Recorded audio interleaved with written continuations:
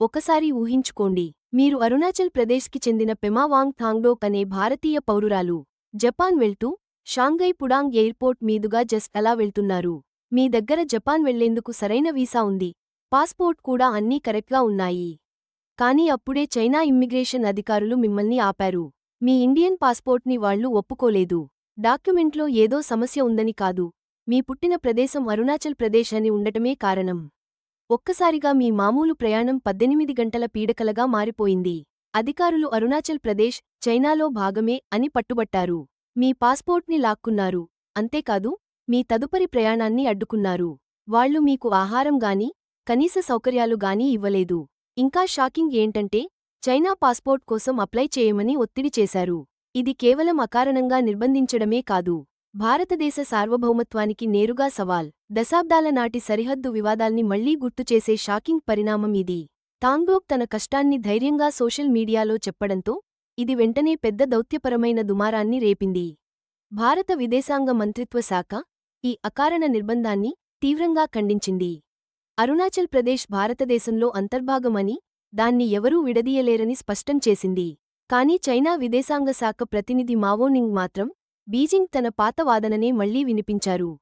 జాంగ్నన్ China భూభాగమే అని, అరుణాచల్ ప్రదేశ్ అని పిలవబడే ప్రాంతాన్ని తాము ఎప్పుడూ గుర్తించలేదని స్పష్టం చేశారు. ఎయిర్పోర్ట్లో జరిగిన ఈ ఒక్క సంఘటన పాత గాయాల్ని మళ్లీ తిరగదోడింది. రెండు అణుశక్తి దేశాల మధ్య ఉన్న సున్నితమైన సరిహద్దు సమస్యల్ని ప్రపంచానికి మరోసారి గుర్తుచేసింది.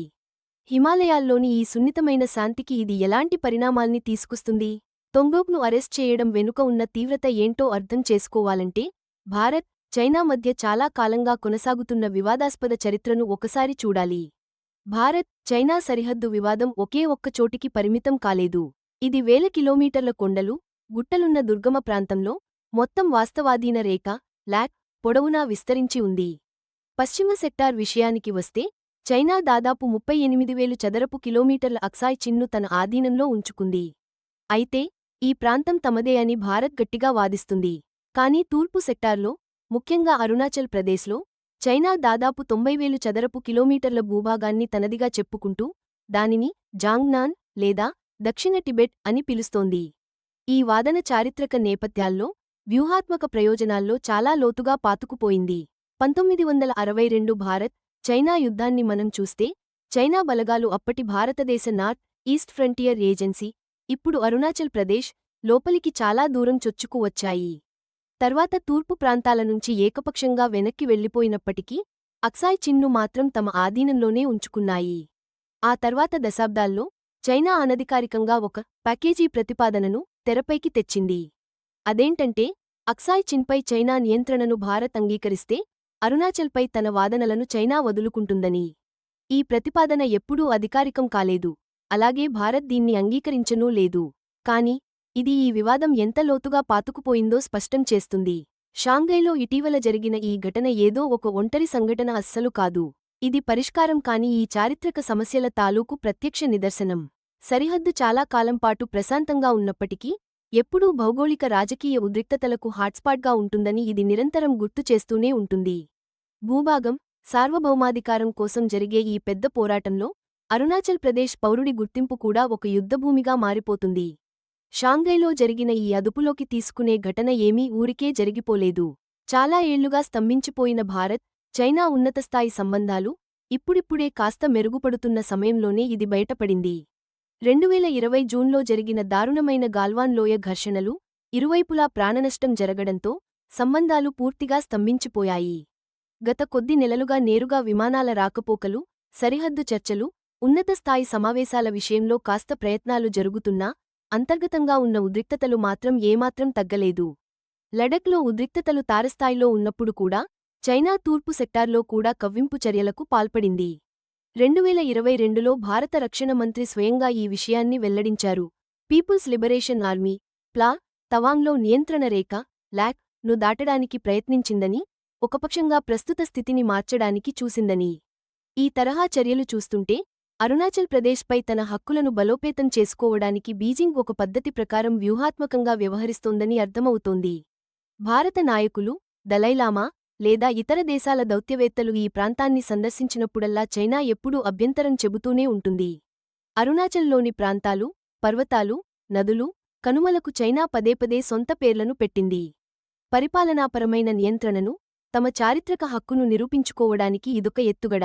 ఇంతేకాకుండా అరుణాచల్ ప్రజలకు స్టేపుల్డ్ వీసాలు లేదా ఇతర వివాదాస్పద వీసా పద్ధతులను అమలు చేసిన చరిత్ర చైనాకు ఉంది. వారిని భారత పౌరులుగా కాకుండా చూపే ప్రయత్నమిది. ఈ షాంఘై ఘటనలో అరుణాచల్కు చెందిన ఒక భారతీయ పాస్పోర్ట్ చెల్లదని చైనా అధికారులు ప్రకటించారు. ఇది వాళ్ల ప్లాన్లో భాగమే అని స్పష్టంగా అర్థమవుతోంది. అరుణాచల్లో పుట్టిన ఒక భారతీయుడిని వాళ్లు చైనీస్గానే చూస్తున్నారు అనడానికి ఇది నిదర్శనం. దీని ద్వారా దక్షిణ టిబెట్, జాంగ్నాన్ అనే వారి వాదనను మరింత బలోపేతం చేసుకోవాలని చూస్తున్నారు. ఇది ఒక మానసిక, దౌత్యపరమైన దాడి. భారత సార్వభౌమత్వాన్ని దెబ్బతీయడానికి, భారత్ను బలహీనపరచడానికే ఇదంతా చేస్తున్నారు. తాంగ్డోక్ని ఆపిన దగ్గర్నుంచి దానిపై దౌత్యపరమైన రచ్చ వెంటనే గట్టిగానే మొదలైంది. చైనా విదేశాంగ శాఖ ప్రతినిధి మావోనింగ్ మాత్రం అస్సలు వెనక్కి తగ్గలేదు. జాంగనాన్ చైనా భూభాగం. భారత్ అక్రమంగా ఏర్పాటు చేసిన ఈ అరుణాచల్ ప్రదేశ్ అనేదాన్ని చైనా ఎప్పుడూ గుర్తించలేదు అని కుండబద్దలు కొట్టారు. తాంగ్డోక్ స్వయంగా బయటకొచ్చి చెప్పినా కూడా ఆమెను వేధించారనో లేక హక్కులు ఉల్లంఘించారనో చైనా మాత్రం అస్సలు ఒప్పుకోలేదు. అయితే దీనికి భారత విదేశాంగ శాఖ ప్రతినిధి రణధీర్ జైస్వాల్ గట్టిగానే బదులిచ్చారు. తాంగ్డోక్ని పట్టుకోవడం ఏకపక్ష చర్య అని, ఈ విషయాన్ని చైనా దగ్గర గట్టిగా ప్రస్తావించాం అని జైస్వాల్ ఖరాఖండిగా చెప్పారు. అరుణాచల్ ప్రదేశ్ భారతదేశంలో అంతర్భాగం, దానిని ఎవరూ విడదీయలేరు. ఇది కళ్లముందు కనిపిస్తున్న వాస్తవం. చైనా ఎంత కాదన్నా ఈ తిరుగులేని నిజం మారదు అని జైస్వాల్ చాలా స్పష్టంగా చెప్పారు. అంతేకాదు, అంతర్జాతీయ విమానయాన నియమాలను, అసలు అన్ని దేశాల పౌరులకు 24 గంటల వరకు వీసా లేకుండా ప్రయాణించేందుకు అనుమతించే చైనా సొంత నిబంధనలను కూడా చైనా ఉల్లంఘించిందని భారత్ ఆరోపించింది. ఈ వ్యవహారానికి మరింత మలుపు తిప్పుతూ పాకిస్తాన్ విదేశాంగ శాఖ రంగంలోకి దిగింది. అరుణాచల్ను దక్షిణ టిబెట్, జాంగనాన్ గా పేర్కొంటూ చైనా వాదనకు బహిరంగంగా మద్దతు ఇచ్చింది. ఇది చైనా పాత ప్రకటనలు, దానికి పాక్ చారిత్రక మద్దతుకు సరిపోయింది. ఈ ప్రాంతీయ మద్దతుతో భూ రాజకీయాల పందేలు మరింత తీవ్రమయ్యాయి. దేశంలో మాత్రం ఈ ఘటనపై భారత్ అంతటా తీవ్ర ఆగ్రహం వ్యక్తమైంది. మీడియా సంస్థలు, రక్షణ రంగ విశ్లేషకులు దీన్ని మళ్లీ కొత్తగా మొదలైన గొడవగా చూశారు. అసలు భారత్ వన్ చైనా పాలసీ ని మళ్లీ ఆలోచించుకోవాలా అని కొందరు విశ్లేషకులు ఓపెన్గా ప్రశ్నించారు. ఒక భారతీయ పౌరురాలిని అవమానించారనే, దేశ సార్వభౌమాధికారాన్ని కించపరిచారనే భావనతో ప్రతిపక్షాలు చైనాకు గట్టి బదులు ఇవ్వాలని డిమాండ్ చేశాయి. పెమావాంగ్ తొంగ్డోక్ను షాంఘై పుడాంగ్ విమానాశ్రయంలో ఇష్టం వచ్చినట్టు ఆపేయడం, నిర్బంధించడం అనేది కేవలం ఒక సాధారణ ప్రయాణ సమస్య కాదు.